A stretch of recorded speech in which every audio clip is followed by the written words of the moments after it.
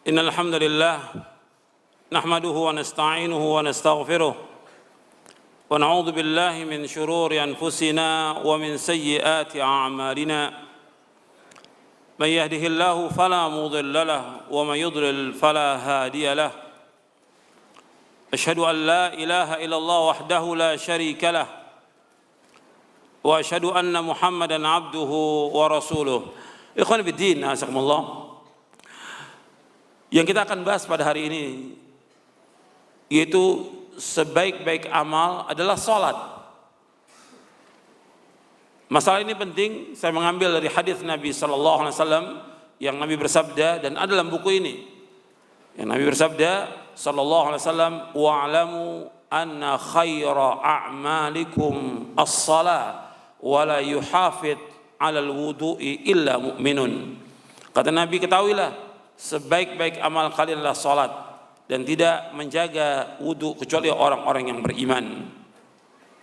Ya, Nabi SAW menyebutkan bahwa sebaik-baik amal adalah salat. Jadi amal yang paling baik adalah salat.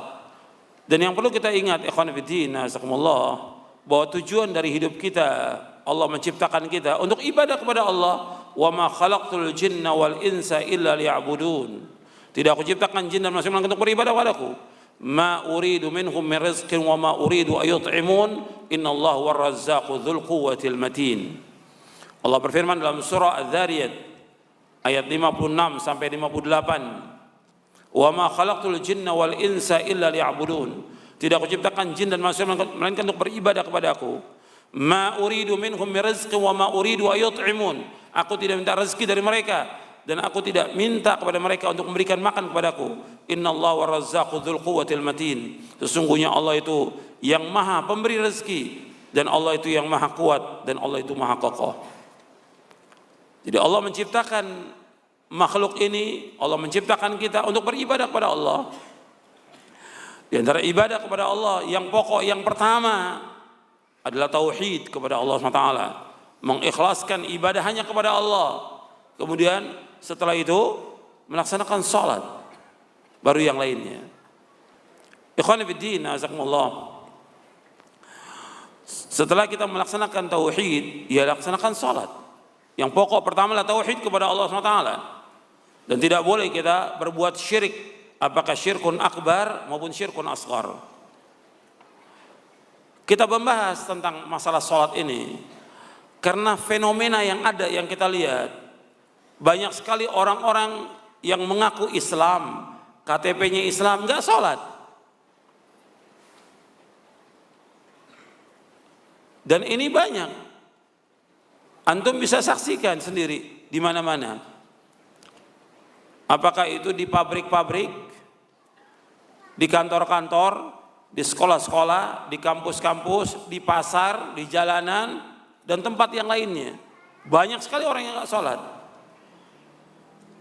Dan sedikit sekali orang yang menegur. Udah jelas nggak sholat, mesti kan ditegur, diingatkan.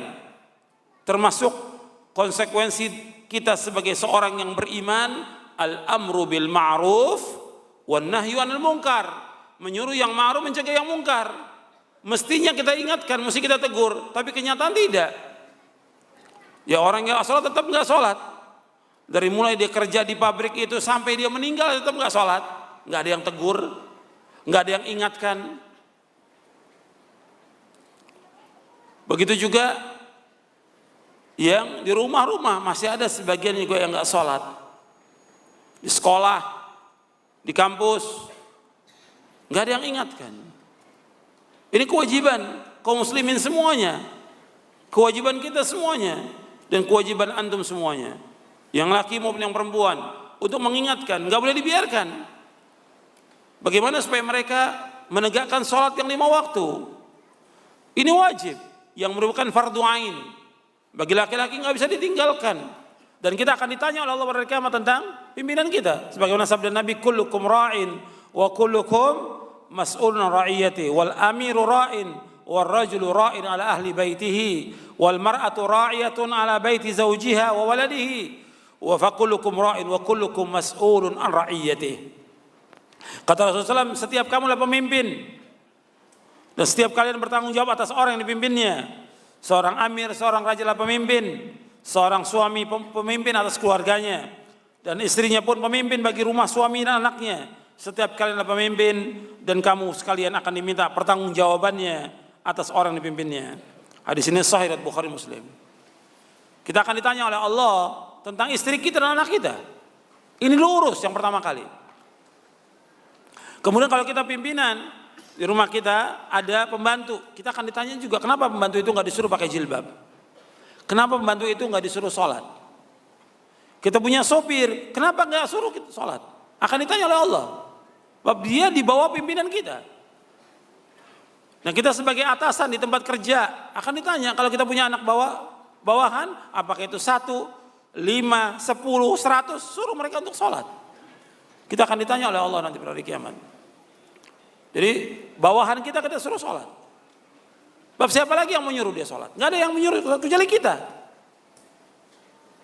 Dan kita diberikan oleh Allah amanah sebagai pimpinan, maka kita laksanakan dengan baik, dengan jujur, amanah, dan laksanakan syarat Islam. Dan bisa, dan itu nggak berat.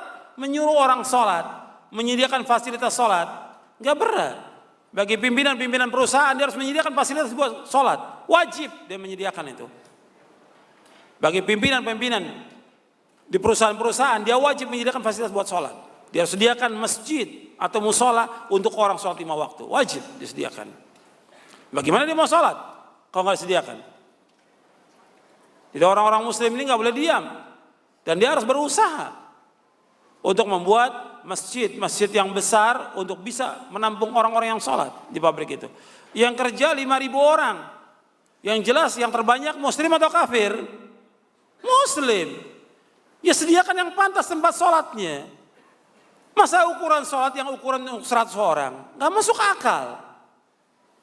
Yang kerja 5.000 orang, masa dikasihkan fasilitas sholat buat 100 orang? Sediakan untuk 3.000 atau 4.000 orang. Bermanfaat. Karena dia wajib melaksanakan sholat 5 waktu dan juga wajib mengerjakan sholat Jumat. Ini tanggung jawab para pimpinan ini. Tanggung jawab di hadapan Allah pada hari kiamat. Dia pimpinan gak boleh diam, dia harus suruh dan aktif. Pimpinan-pimpinan muslim kenapa diam? Kok gak ngajak bawahannya untuk sholat? Dia mikirkan buat dirinya saja. Dia harus pikirkan semuanya, karyawannya. Kalau gak punya sarung, belikan sarung. Dan gajinya masih cukup untuk memberikan sarung kepada kaum muslimin. Yang gak punya jilbab, berikan jilbab. Belikan buat mereka. Sediakan fasilitas mereka untuk wanita sholat. Karena banyak bukan hanya yang laki yang gak sholat. Yang perempuan juga banyak yang gak sholat, yang kerja di pabrik. Banyak gak sholat, tanggung jawab ini. Pimpinan-pimpinan muslim tanggung jawab di depan Allah pada hari kiamat nanti. Akan ditanya oleh Allah, kenapa dibiarkan orang-orang gak sholat? Mereka gak paham. Kita yang paham memberikan penjelasan kepada dia tentang wajibnya sholat. Berikan buku, nih jelaskan kepada dia. Ini baca, kemudian kamu sholat. Bukan hanya diberikan buku, diberikan juga penjelasan kepada dia. Bahwa setiap muslim wajib sholat. Dan seterusnya seperti itu. Kalau dia sebagai wali kota, bupati, lurah, menteri, wajib dia menyuruh semua jajarannya untuk sholat. Kalau enggak, berat untuk dia pada hari kiamat nanti. Dia harus laksanakan sholat yang 5 waktu dan juga sholat Jumat. Ya sampai di sini dulu. Kurang lebihnya saya mohon maaf, mudah-mudahan yang kita kaji ini bermanfaat untuk saya dan untuk antum sekalian. Wassalamualaikum warahmatullahi wabarakatuh.